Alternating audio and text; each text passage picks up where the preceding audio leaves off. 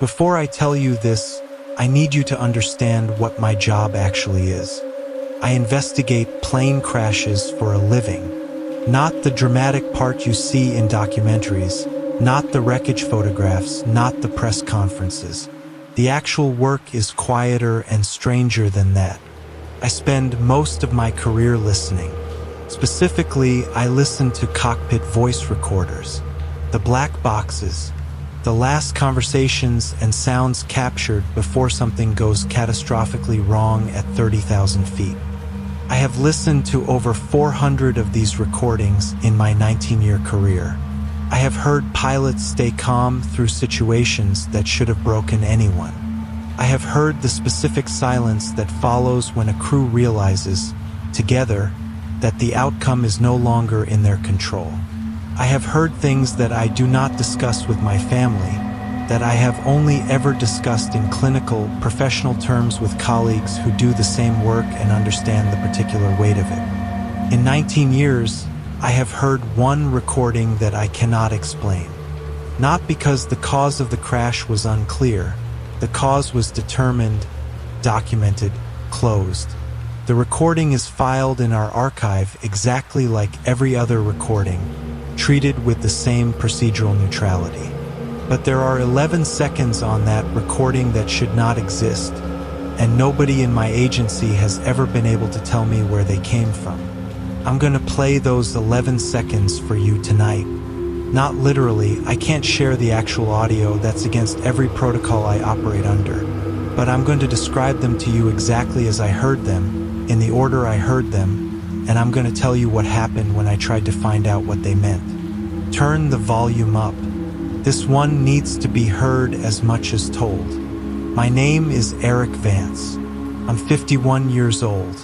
I work as a senior investigator for the National Transportation Safety Board, specifically within the division that handles cockpit voice recorder and flight data recorder analysis, the people who, after a crash, retrieve what's commonly called the black box, even though the boxes themselves are actually painted bright orange specifically so they can be found in wreckage.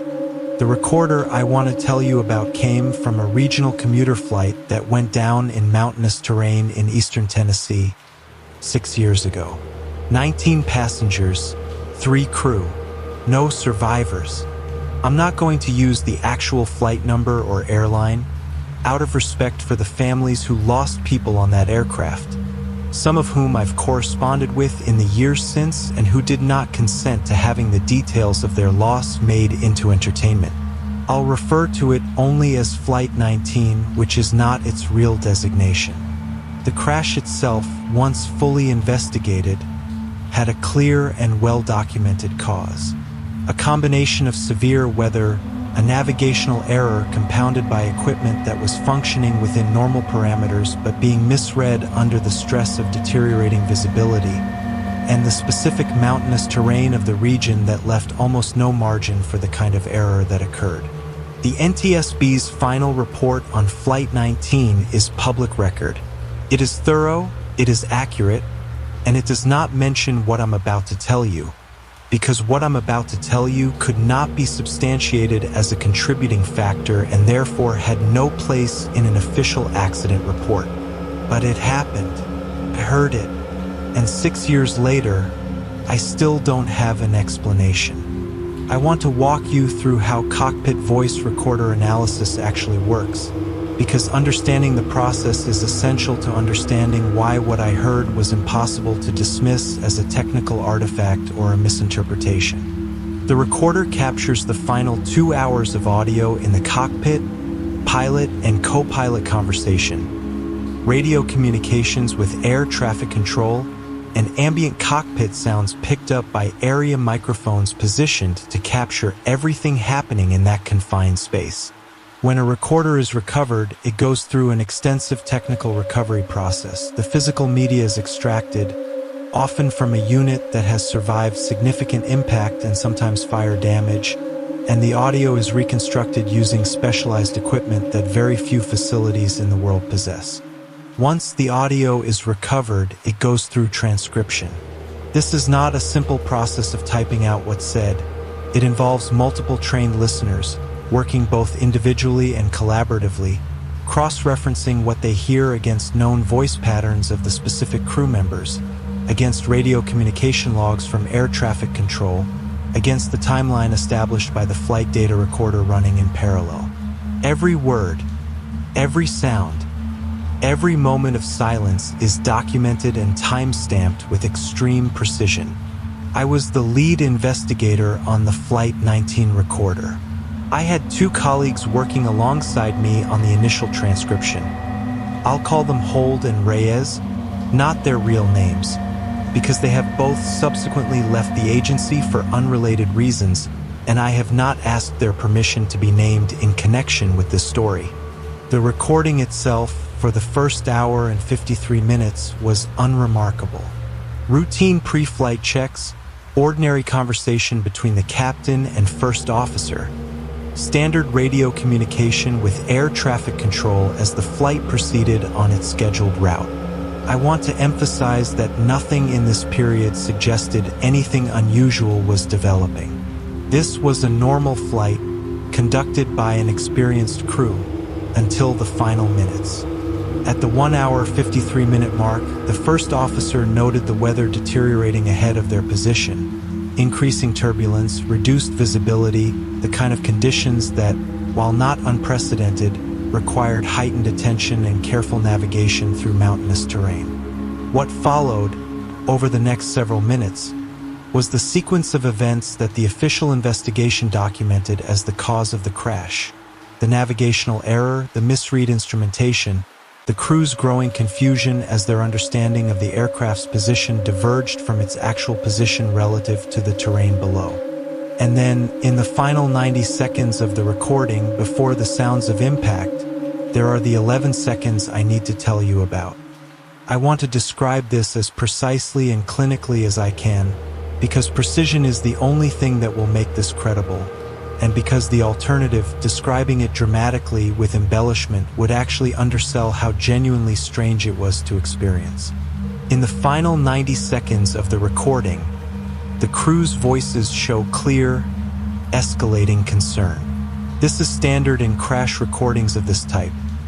Not panic exactly. Professional crews are trained extensively to maintain procedural calm even in extreme situations, but a clear shift in tone, increased radio communication, the specific cadence of pilots working through an emergency checklist while simultaneously trying to understand a situation that is rapidly deteriorating. At approximately 88 seconds before the recording ends, I'm using before the recording ends rather than giving you the exact cockpit time, again out of respect for the precision that the families of victims deserve and that I don't think belongs in a story told for entertainment. The captain's voice is clearly audible, executing a standard terrain avoidance maneuver call. Then, for 11 seconds, there is a sound on the recording that does not match any voice profile of the three crew members.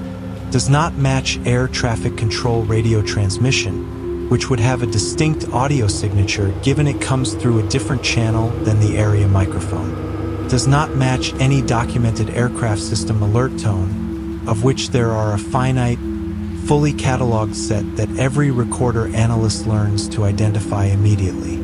It is a voice, a human voice as best as our analysis could determine, though I want to be honest that human voice is itself a characterization that several of our audio engineers disputed during analysis, for reasons I'll get to. The voice says something. 11 seconds of speech captured clearly on the area microphone, audible to anyone in that cockpit at the time, present on a recording made by equipment that has no mechanism for introducing external audio that wasn't physically present in that space. I am not going to tell you exactly what the voice said.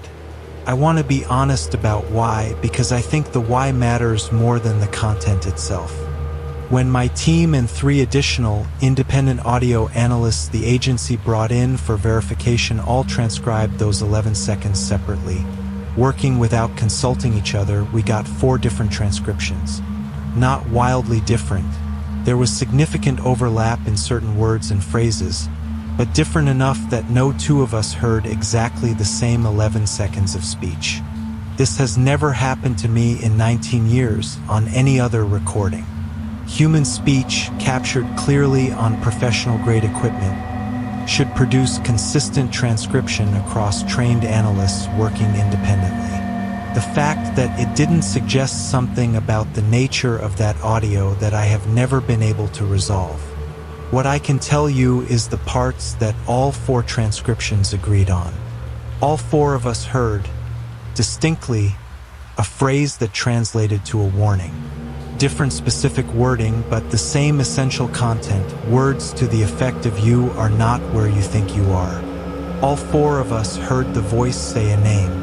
The same name every time, word for word identical across all 4 independent transcriptions, which is itself strange given how much the rest of the 11 seconds diverged. The name was the captain's name. I want to walk you through what happened immediately after the crew's voices resume, because this is the part of the recording that has stayed with me most intensely over the past 6 years. After the 11 seconds of unidentified voice, the captain's voice returns to the recording, and his tone has changed in a way that the official investigation noted but attributed to the stress of the rapidly developing emergency. He is calmer, notably calmer than he had been in the moments immediately preceding the 11 seconds. He says to his first officer, a phrase that the official transcript records accurately and that I can share because it's part of the public record. "We're not where the instruments say we are." This is, in fact, exactly correct. It was precisely the core problem that led to the crash.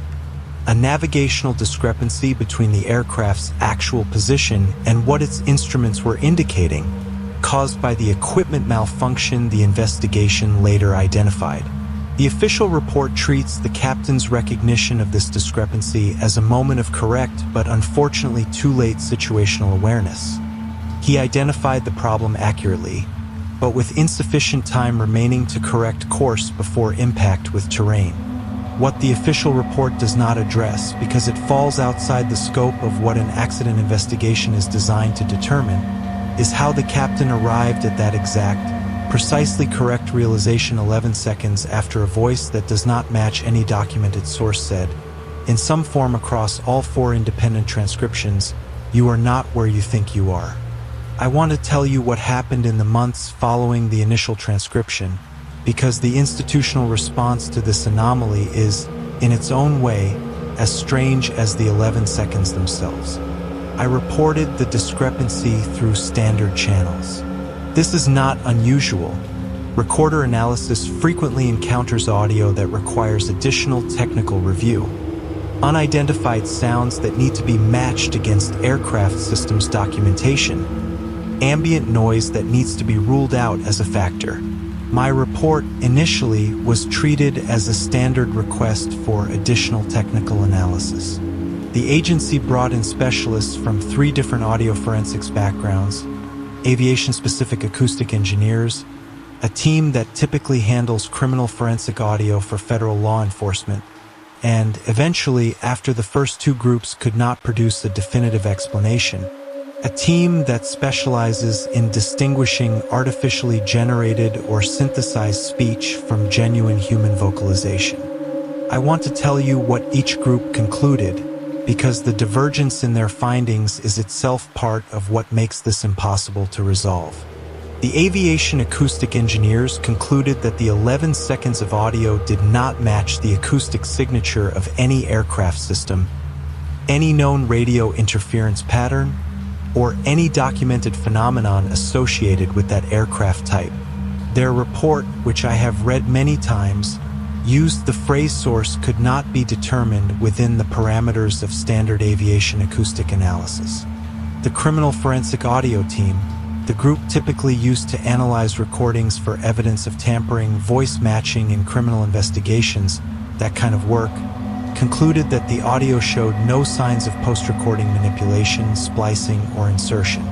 In their professional judgment, whatever produced that sound was present in the cockpit at the time of recording, captured by the same microphone capturing every other sound in that space in real time as the recording was being made.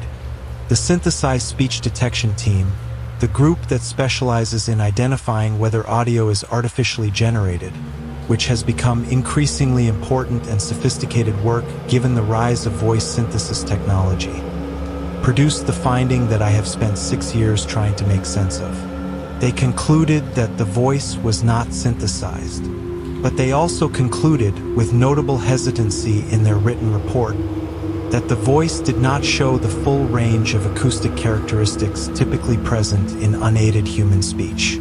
Specifically, they noted an absence of certain breath pattern artifacts, certain microvariations in pitch and resonance that are essentially universal in human vocalization regardless of speaker, that are produced by the simple physical mechanics of human lungs and vocal cords and the irregularities of a living body producing sound.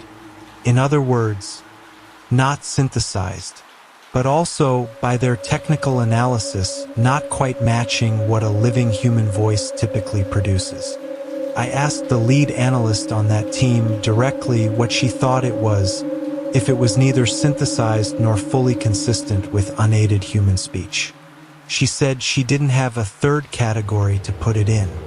She said, and I remember this exactly because of how carefully she chose her words, "I can tell you what it isn't. I can't tell you what it is. I want to go back to the detail that all 4 independent transcriptions agreed on, because it's the detail that I have never been able to set aside, and because following it led me somewhere I did not expect to go. The captain's name, the name spoken in those 11 seconds, identically across all 4 independent transcriptions despite every other word diverging, was a relatively uncommon name. Specific enough that simple coincidence felt, to me, like an insufficient explanation for 4 trained analysts, working independently, all hearing that exact name in audio none of them had prior access to or knowledge of before the analysis began. I want to be clear about something. The transcribers did not know in advance who the captain was. The recordings are processed with crew identities withheld during initial transcription specifically to prevent bias. Analysts are not supposed to know whose voice they're listening to until after the technical transcription is complete, precisely to avoid the kind of confirmation bias that could compromise the integrity of the analysis. This means that 4 analysts, none of whom knew the captain's name at the time of transcription, all independently transcribed a specific, uncommon name from 11 seconds of unidentified audio, and that name turned out to match the captain's actual name with complete accuracy. I sat with that fact for a long time before I did what I did next, which was something far outside my normal professional scope. I requested permission to interview the captain's family. This is not standard practice for a recorder analyst. My job typically ends with the technical analysis. I produce findings. Those findings feed into the broader investigation team's determination of probable cause, and my involvement with the human element of a crash is intentionally limited, partly for my own psychological protection given the volume of recordings I process, and partly because direct family contact is typically handled by a different division specifically trained for that sensitive work. But I made the case to my supervisor that the anomaly in this recording was significant enough and unresolved enough that understanding more about the captain himself might help us understand what we were dealing with. This was, I'll admit now, only partially true. The fuller truth was that I needed to understand it for reasons that had moved beyond professional curiosity into something more personal, something I am still not entirely comfortable naming. I was granted permission, with significant oversight and specific protocols about what I could and could not discuss with the family. The captain's widow agreed to speak with me. I'll call her Margaret, not her real name. I drove to her home in Tennessee, about 90 minutes from the crash site, and we sat at her kitchen table, and I asked her questions that I had carefully prepared with my supervisor's guidance. General questions about her husband's flying career, his experience, anything unusual in the days before the flight. She answered everything carefully, professionally, the way someone answers when they've had years to develop a controlled relationship with their own grief. Near the end of our conversation, I asked the question I had actually come to ask, framed as carefully and gently as I could manage. I asked if her husband had ever mentioned to her hearing or sensing anything unusual during his flying career. Anything he couldn't explain. She was quiet for a long moment. Then she told me something that I have never been able to fully process. She said her husband had told her, years before the crash, about an incident early in his career, flying smaller aircraft before he'd moved into commercial commuter work. She said he'd been flying a single-engine plane through deteriorating weather and mountainous terrain, different aircraft years before Flight 19, and had become disoriented, uncertain of his position, in a situation with serious potential for exactly the kind of controlled flight into terrain accident that eventually killed him. She said he had told her that in that moment, alone in the cockpit, he had heard a voice.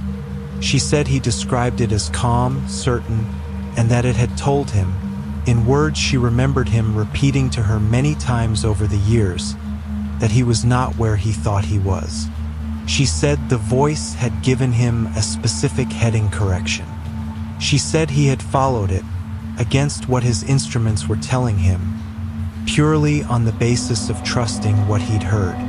She said the correction had been exactly right. He had been navigationally lost in a way that, had he continued on his instrument-indicated course, would have put him directly into a mountain ridge he could not see through the weather. She said he had never told anyone else about it in his entire career except her. She said he was afraid that if he told other pilots or his employers, they would question his fitness to fly.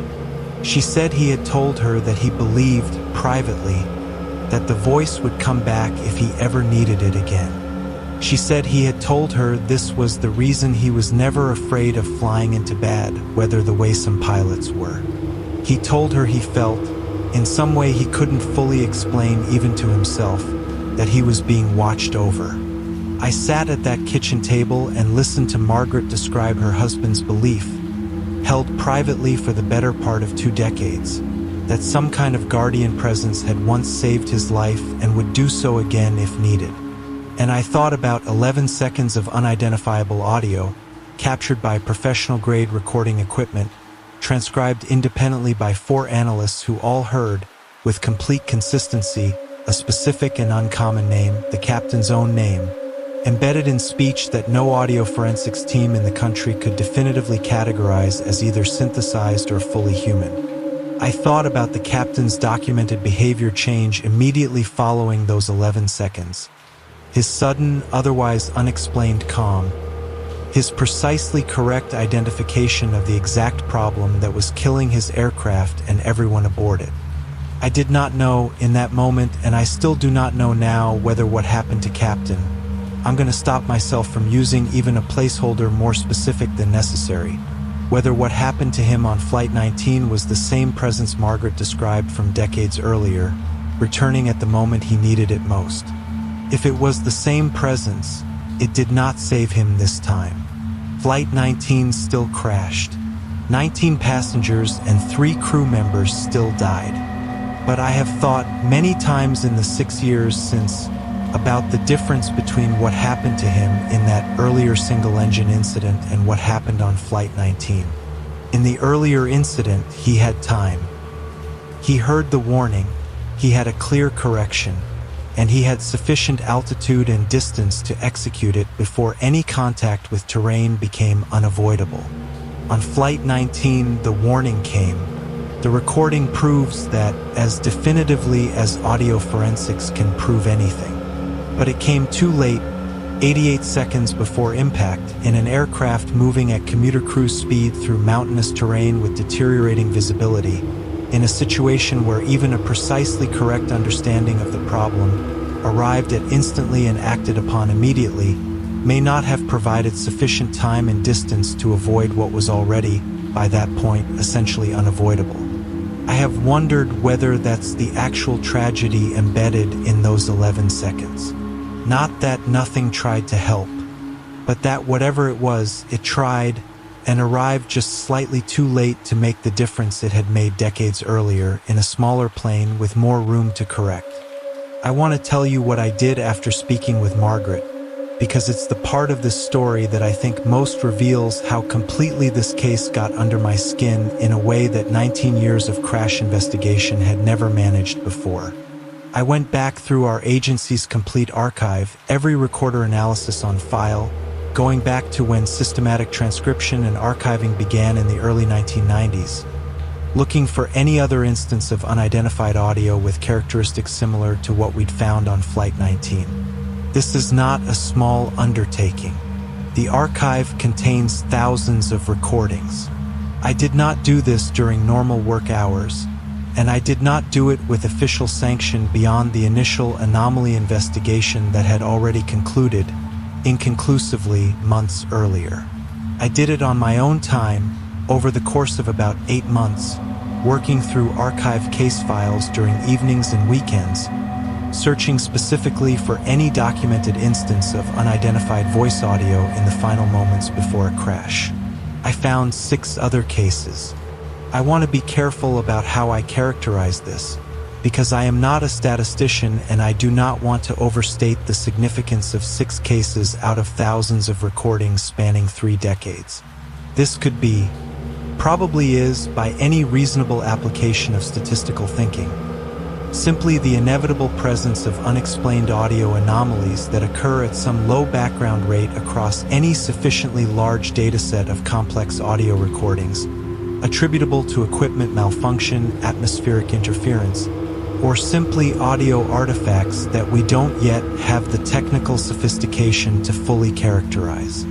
But I want to tell you what those 6 cases had in common, because the pattern, however small the sample size, has never left me. In all 6 cases, the unidentified audio occurred in the final 2 minutes before impact. In 5 of the 6 cases, the unidentified audio was followed by a measurable, documented shift in crew behavior, increased composure, a specific identification of the actual problem facing the aircraft.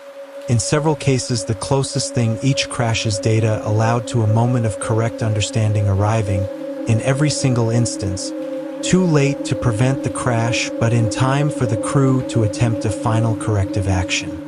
In 4 of the 6 cases, including Flight 19, the unidentified audio was followed almost immediately by the captain or pilot in command speaking a name. Their own name in 3 of the 4. In the 4th case, a different name entirely, one that the investigation was eventually able to connect to the pilot's deceased father, also a pilot, who had died in an unrelated flying accident 11 years before his son's crash. I do not have an explanation for this pattern.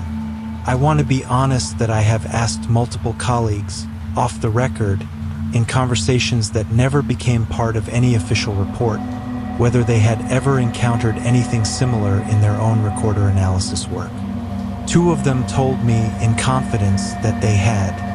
Neither of them had ever reported it through official channels. I asked them why. Both gave me, independently, almost the same answer. They said, "What would I even write in the report?" I am still employed as a senior recorder analyst for the National Transportation Safety Board. I still listen to cockpit voice recordings as part of my regular work. I have processed dozens of recordings since Flight 19, and the overwhelming majority of them are exactly what they should be: clear, explicable, sometimes devastating in their human content, but never anomalous in the way that one recording was. I have not found another case in my own direct work since Flight 19. The 6 historical cases I identified remain the only documented instances I'm aware of, and I want to be honest that my search of the archive, while thorough, was not exhaustive. There are recordings I did not have time to review, cases from before systematic digital archiving began that exist only in less searchable formats, and I make no claim that 6 is a complete count of every instance that might exist in our records. What I know is this: I heard 11 seconds of audio on a cockpit voice recorder that should not exist by any standard explanation our agency's full range of audio forensic capability could provide. I know that 4 independent analysts, working without knowledge of who they were listening to, all transcribed the same specific, uncommon name from that audio, and that the name matched the pilot in command with complete accuracy. I know that pilot's widow told me, independently of and prior to my sharing any details of what we'd found on the recording, about a private belief her husband had held for decades, based on a personal experience he'd never told anyone else about, that some kind of presence had once saved his life and might return if he needed it again. I know the recording shows that presence, or something, returning in his final 90 seconds with a warning that was exactly, precisely correct, and that arrived just slightly too late to save him. I think about this case more than any of the other 400 I've worked across 19 years. I think about whether what saved him once, decades earlier in a smaller, slower aircraft with more room to correct, came back when he needed it most and simply ran out of room and time. I think about whether somewhere in the vast statistical sprawl of human flight and human risk and human tragedy, there is something that tries to help, that sometimes succeeds completely and sometimes arrives with 11 seconds and 88 seconds and not quite enough distance remaining to make the difference between a story like the one his widow told me and the one I'm telling you now. I don't know what it is. I don't think the analysts who studied that audio for 8 months know what it is. I don't think the captain himself, in his final 90 seconds, fully understood what it was, even as he trusted it completely enough to act immediately on what it told him. What I know is that he heard his own name, spoken by something that could not be conclusively identified as either synthetic or fully human, in the last minute and a half of his life. And that whatever spoke that name had, by his own private account to his wife, tried to help him once before, successfully years earlier, when there had been enough room and enough time. I think about the difference between those two moments more than I am entirely comfortable admitting. I think about it on nights when I can't sleep, replaying 11 seconds I'm not allowed to share, trying to understand a name I'm not allowed to give you, processing a tragedy that ended exactly the way the official report says it ended, while also knowing something the official report could never include. Something was there. Tried. It just ran out of time. That's the story. I know this one sat in a different register than some of the others, quieter, more procedural, the dread built through documentation and technical detail rather than something jumping out of the dark. I think that's actually what made it harder to shake. The horror here isn't a monster. It's a recording. It's a name. It's the gap between 88 seconds and enough time. If the story got under your skin the way it's been under mine for 6 years, subscribe right now. I have more stories like this. Accounts from people whose work puts them in contact with the parts of reality that don't have clean explanations, who carry what they've witnessed because their professional position requires precision and their personal experience demands something else entirely. This one took real care to put together, and the like button tells me, and tells YouTube, that slower, more procedural horror like this still lands, still matters, still deserves an audience alongside the louder stuff. And leave a comment. Tell me if you've ever felt like something tried to warn you and you listened, or didn't listen. Tell me if you work in a field where you've encountered something you couldn't explain and couldn't report through official channels the way my two colleagues couldn't. Tell me what you would have written in that report if you'd been the one who had to write it. I read every comment. 11 seconds, 88 seconds. The gap between those two numbers is where this whole story lives. I'll be listening. See you on the next one.